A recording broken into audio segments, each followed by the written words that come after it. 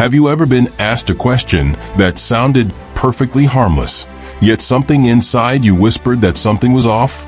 The gentle tone, the friendly smile, everything looked normal. But the moment you replied, you sensed you had just stepped into a trap you didn't recognize until it had already closed. This is how liars operate. They don't just twist the truth with their words, they twist it with the questions they ask. And if you don't see through the disguise, you end up doubting yourself, apologizing for things you never did, and eventually battling your own mind instead of the person deceiving you. And here's the rehook. The frightening part is how easy it is to fall into this without noticing. Anyone can, students, professionals, partners, parents. The insecurity here is simple but massive. We all fear being the one who overreacts, who imagines things, who becomes too much. Manipulators exploit that fear. The ancient Romans understood this tactic well. Seneca, Epictetus, Marcus Aurelius, they warned us long ago. Liars rarely attack openly. They place tiny doubts in your mind. Then step back and watch you break yourself apart from the inside. 2,000 years later, nothing has changed. If anything, the tactic has become quieter, smoother, harder to detect. In today's video, we're breaking down the 5 most dangerous questions liars use to manipulate and control people. More importantly, I'll show you how the Stoics would answer, calmly, clearly, and without losing their center. By the end, you'll have the tools to ensure you never become anyone's pawn again. So stick with me until the end. And if this helps you, consider subscribing, not for me, but for your own growth, so you don't miss the lessons that strengthen your clarity and sharpen your judgment. Question 1. Why are you being so sensitive? At first, it sounds almost caring, even soft. But don't mistake it. This is usually the first move of a gaslighter. Hidden behind that question is not curiosity, it's blame.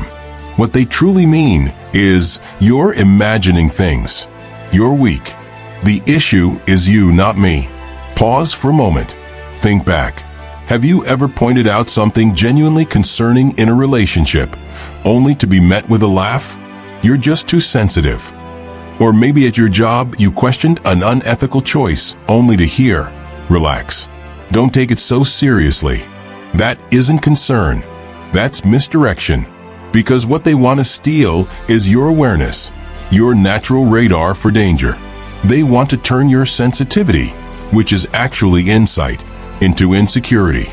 Seneca once wrote, "We suffer more in imagination than in reality." Manipulators rely on this. They slip a tiny doubt into your imagination until you begin to question yourself. Until you think maybe I am the problem. But here's the truth. Sensitivity is not weakness, it is perception. Those who feel deeply often notice cracks long before others do. A financial analyst who catches a strange inconsistency in the accounts, mocked as paranoid, until the fraud becomes undeniable. A spouse who senses a shift in their partner's behavior, told they're exaggerating, until the truth surfaces. In both cases, sensitivity was not a flaw, it was the early alarm. So what would a Stoic do? Marcus Aurelius said, "If someone can show me I am wrong, I will change, for I seek truth, not victory." Someone who values you never shames your awareness. Only those hiding something fear your perception. So the next time someone says, "Why are you being so sensitive?" Don't argue. Don't defend. Just respond calmly. "I'm not being sensitive. I'm being attentive." Does that bother you? One sentence, and you'll see the mask shift. Question 2. You trust me, right? It sounds soft and harmless, but beneath that sweetness lies a trap. Because anyone who demands trust instead of earning it has already shown you their intentions. Think about it. People who are truly trustworthy don't need to ask for trust. Their consistency speaks for them. But when someone stares at you and insists, "You trust me, don't you?" what they're actually saying is, don't think. Don't question. Just hand over your judgment. Epictetus warned, "A man cannot learn what he thinks he already knows." Liars depend on this. That question is used to shut down your curiosity, to make you feel guilty for being cautious, to convince you that asking for evidence makes you disloyal. But caution is not betrayal. Caution is wisdom. Think of the business partner who avoids showing you the numbers, but leans in and says, "Trust me." Or the partner who hides messages and insists, "Don't you trust me?" That's not trust building, that's pressure. And pressure is the enemy of clarity. So how would a Stoic reply? With calm detachment, not fear, not defensiveness. When someone asks, "You trust me, right?" Take a breath and answer, "Trust is built through actions." Are you asking me to ignore my judgment? That single question shifts the spotlight back onto them. A liar will deflect or get irritated. A person of integrity won't be bothered. They'll simply continue being consistent. Trust is not something given because someone demands it. It is built slowly, through truth and steadiness. And a Stoic never forgets. Handing out trust without discernment is handing out your peace. Question 3. Are you accusing me of something? This one is clever. It looks like a question, but it's actually a shield. A way to reverse the situation and put you on trial. Here's how it works. You notice something feels off. You raise a concern. You ask for clarity. And instead of answers, you're hit with, "Are you accusing me now?" Suddenly, you're no longer observing. You're defending. And now the conversation is about your tone, your intentions, your wording, not their actions. This tactic forces you into explanation mode. You scramble, you say, "No, that's not what I meant." And just like that, your power dissolves. Marcus Aurelius wrote, "The best answer to anger is silence." Silence, in Stoic philosophy, does not mean surrender. It means holding your ground without letting someone drag you into chaos. Imagine a courtroom where the guilty person makes the judge apologize. That's what this tactic does. So what's the Stoic response? Stillness. Composure. When someone fires back, "Are you accusing me?" Don't panic. Don't rush. Hold eye contact for a moment and calmly say, "Should I be?" 3 words, but they return the question to its rightful owner. A boss confronted about missing funds. "Are you accusing me of stealing?" A partner questioned about secretive behavior. "Are you accusing me of cheating?" In both situations, the goal is to shame you into silence. But the Stoic doesn't fall for it. Truth doesn't panic. Observation is not a crime. And the person who feels attacked just for being questioned is often revealing more than they intend. Question 4. Would I ever lie to you? This one is manipulation dressed as vulnerability. It sounds emotional, almost hurt, but ask yourself this. Why would someone need to ask this unless they already sensed you were close to the truth? This question is not about honesty. It's about control. It's designed to make you feel guilty for doubting, so you stop looking deeper.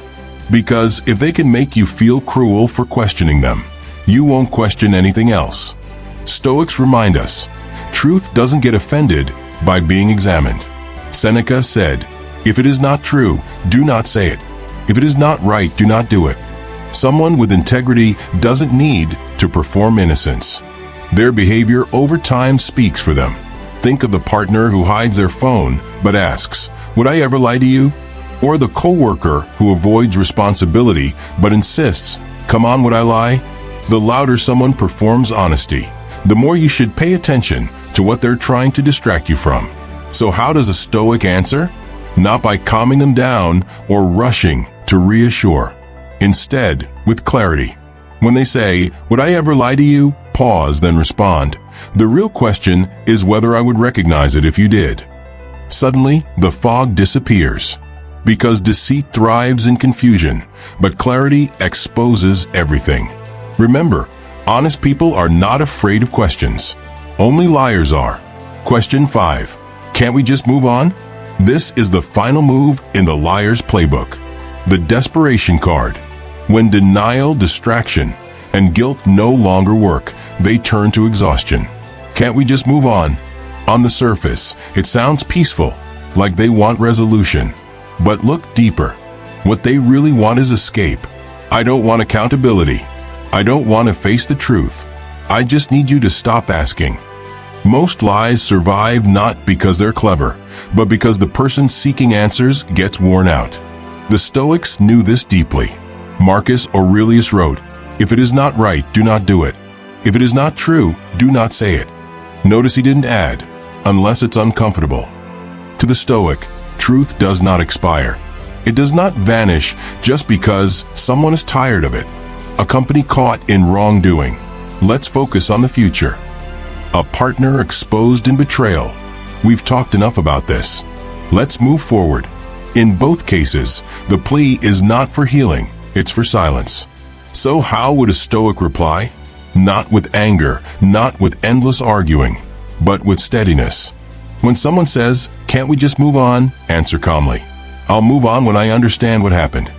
That single line tells them you won't be rushed, pressured, or drained into surrender. Liars depend on fatigue, but when you stay calm and persistent, their strategy collapses. Stoic thinking to avoid manipulation. Liars don't need facts or logic. They only need you to lose emotional balance. They'll use guilt, shame, confusion, and fatigue. They'll twist your awareness into insecurity and your questions into accusations. Their battlefield is emotional chaos. And this is exactly where Stoicism becomes your shield. Epictetus taught, "Some things are in our control, others are not." This simple truth is the foundation of freedom. When you know what belongs to you and what doesn't, you cannot be controlled.